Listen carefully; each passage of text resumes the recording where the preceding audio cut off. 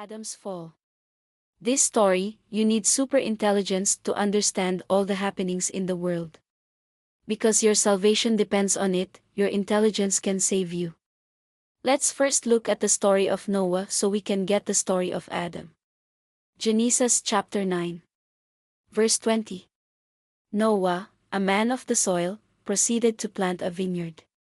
When he drank some of its wine, he became drunk and lay uncovered inside his tent. Ham, the father of Canaan, saw his father naked and told his two brothers outside.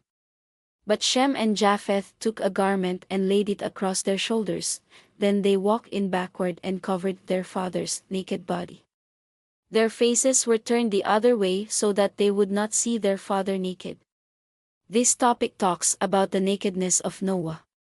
Let's continue reading the verse 24. When Noah awoke from his wine and found out what his youngest son had done to him, he said, "Cursed be Canaan, the lowest of slaves. Will he be to his brothers?" Here, Canaan, son of Ham, is cursed. Let's look at the story of Adam in Genesis chapter 3. Verse 6. When the woman saw that the fruit of the tree was good for food and pleasing to the eye, and also desirable for gaining wisdom, she took some and ate it. She also gave some to her husband, who was with her, and he ate it. Then the eyes of both of them were opened, and they realized they were naked, so they sewed fig leaves together and made coverings for themselves. This is same Noah's story. You need intelligent this part of topic, Adam's story covering their nakedness and wisdom. Noah's story, he's drunk and covering his nakedness. Noah's youngest son had sex with his mother. That's why Canaan curse. So we can conclude Adam had sex with his daughter. We need to go to the story of Lot.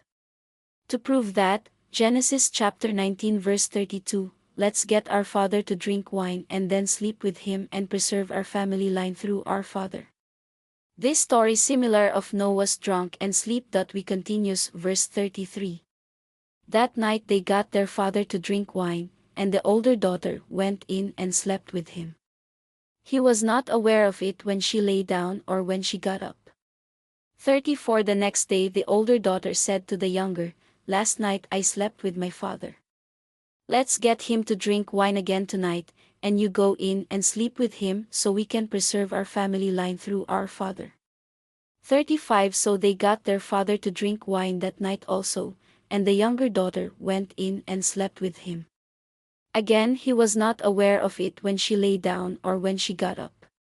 It is very clear what is being said. It is a curse for a child to have sex with his parents. And this is the mortal sin that cannot be forgiven. And this is the reason for their fall. Now look carefully at the story and use your intelligence.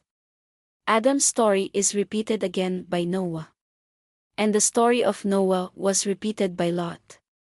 Let's see if they are the survivors in the story. Noah survived the flood. And Lot, they were the only ones who survived the nuclear attack on Sodom and Gomorrah. Adam's also is the survival in their time. Can't you accept that what they are teaching people is wrong from the start? Just accept it even if the teaching is wrong. Let's look at the story of the serpent. Is it sin that is being taught there? The story is a bit complicated here. Your intelligence is needed here, because they combine wisdom and nakedness, but this is the way to measure the people's intelligence for survival in the future, that what is needed is to remain wisdom like the Lord. Genesis chapter 3. Now the serpent was more crafty than any of the wild animals the Lord God had made. He said to the woman, "Did God really say, 'You must not eat from any tree in the garden'?"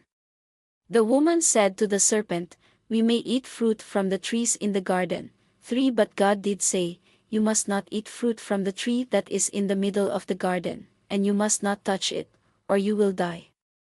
"You will not certainly die," the serpent said to the woman.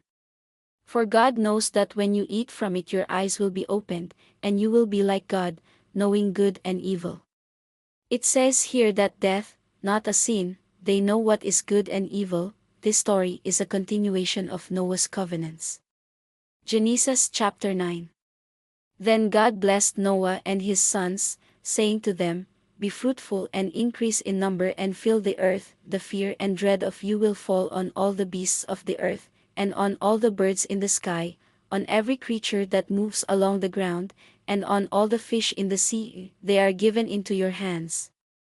Everything that lives and moves about will be food for you. Just as I gave you the green plants, I now give you everything. But you must not eat meat that has its lifeblood still in it." In the story here they were forbidden to eat, which repeated Adam's command that if you eat of the tree you will die. But the serpent taught them that they would not die but would have wisdom like God. Verse 5, "And surely your blood of your lives will I require, at the hand of every beast will I require it, and at the hand of man, at the hand of every man's brother will I require the life of man." Here it says, "He charged anyone who eat have blood, the penalty for disobeying is death." What he gives to people is birds and fish, he said. Do not eat meat. They say no, but the preacher insists that it's okay to eat, just wash the blood off. Does anyone written to wash it? Saying no, don't choose what you can't do. Verse 6. "Whoever sheds human blood, by humans shall their blood be shed. For in the image of God has God made mankind. As for you, be fruitful and increase in number, multiply on the earth and increase upon it." Then God said to Noah and to his sons with him, "I now establish my covenant with you and with your descendants after you, and with every living creature that was with you, the birds, the livestock and all the wild animals, all those that came out of the ark with you, every living creature on earth. I establish my covenant with you, never again will all life be destroyed by the waters of a flood, never again will there be a flood to destroy the earth." And God said, "This is the sign of the covenant I am making between me and you and every living creature with you, a covenant for all generations to come. I have set my rainbow in the clouds, and it will be the sign of the covenant between me and the earth." 14 Whenever I bring clouds over the earth and the rainbow appears in the clouds, I will remember my covenant between me and you and all living creatures of every kind. Never again will the waters become a flood to destroy all life. 16 Whenever the rainbow appears in the clouds, I will see it and remember the everlasting covenant between God and all living creatures of every kind on the earth. 17 So God said to Noah, "This is the sign of the covenant I have established between me and all life on the earth." This is the book of life, it records what happens to the living or survivors. Do you want to be among the survivors? Find out the truth because your safety is your responsibility, so that you can be included in the book of life. Only those who are saved will be written in the book of life. To be saved, you need to obtain the tree of wisdom, because it is also a cure for all the diseases in your body. Have a good day to everyone. This is the descendants of Adapa the scribes saying to all, save yourself, good luck. This is just based on my own research. It is not my intention to change your beliefs or to offend any religions. This is just to increase my knowledge on biblical matters.